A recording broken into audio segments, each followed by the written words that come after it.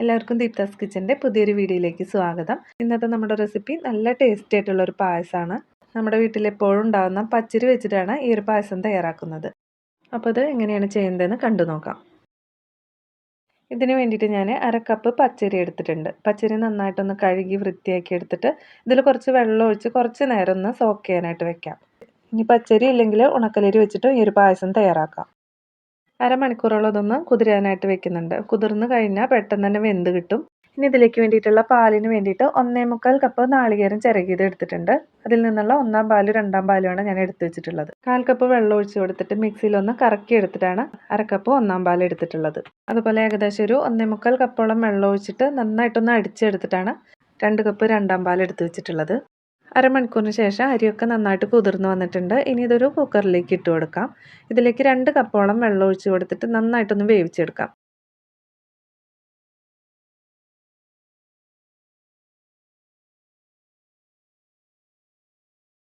കുറച്ച് അരി മാത്രമുള്ളത് കൊണ്ട് ഏകദേശം ഒരു 4 വിസിലൊക്കെ വെച്ചിട്ടാണ് എനിക്ക് ഈ ഒരു അരി വെന്ത് കിട്ടിയിട്ടുള്ളത്. ഇനി ഇതിലേക്ക് വേണ്ടിയിട്ടുള്ളത് 250 ഗ്രാം ശർക്കരയാണ്. ഇതിലേക്ക് 1 കപ്പ് വെള്ളം ഒഴിച്ച് കൊടുത്തിട്ടാണ് ഉരുക്കിയെടുത്തിട്ടുള്ളത്. ഉരുക്കിയിട്ടൊന്ന് അരിച്ചെടുത്തിട്ടുള്ളതാണ്. ഈ ഒരു സമയം കൊണ്ട് അരി നന്നായിട്ട് വെന്ത് കിട്ടിയിട്ടുണ്ട്. അരി ഒട്ടും വേവ് കുറയാനായിട്ട് പാടില്ല. അത്യാവശ്യം നന്നായിട്ട് തന്നെ വെന്തിട്ടുണ്ടാവണം. ഈ ഒരു കുക്കറിലാണ് ഞാൻ പായസം തയ്യാറാക്കാനായിട്ട് പോകുന്നത്. അതുകൊണ്ട് റൈസ് ഞാനൊരു വേറെ പാത്രത്തിലേക്ക് മാറ്റുന്നുണ്ട്.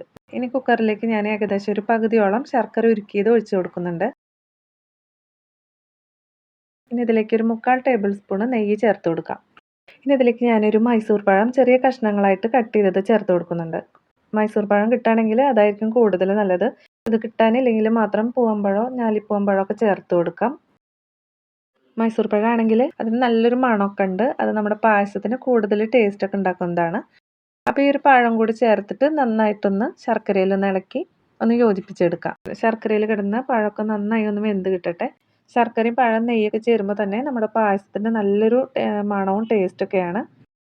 ഏകദേശം 2 മിനിറ്റ് കൊണ്ട് തന്നെ പഴമൊക്കെ നന്നായിട്ടൊന്ന് വെന്ത് വന്നിട്ടുണ്ട്. ഇനി നമ്മൾ ഇതിലേക്ക് വേവിച്ച് വെച്ചിട്ടുള്ള റൈസ് ചേർത്ത് കൊടുക്കാം.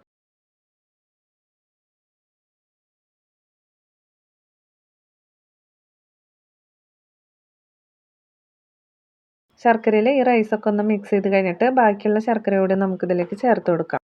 കുറേശ്ശെ ശർക്കര ഒഴിച്ച് കൊടുത്തിട്ട് അരിയിലെ കട്ടകളൊക്കെ നമുക്ക് ഉടച്ചെടുക്കാം.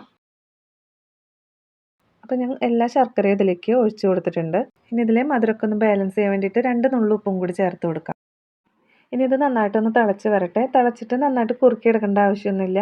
തിളച്ച് വന്നു കഴിഞ്ഞാൽ മീഡിയം ഫ്ലെയിമിൽ വെച്ചിട്ട് ഏകദേശം 2-3 മിനിറ്റ് ഒന്ന് ഇളക്കി കൊടുത്താൽ മതി.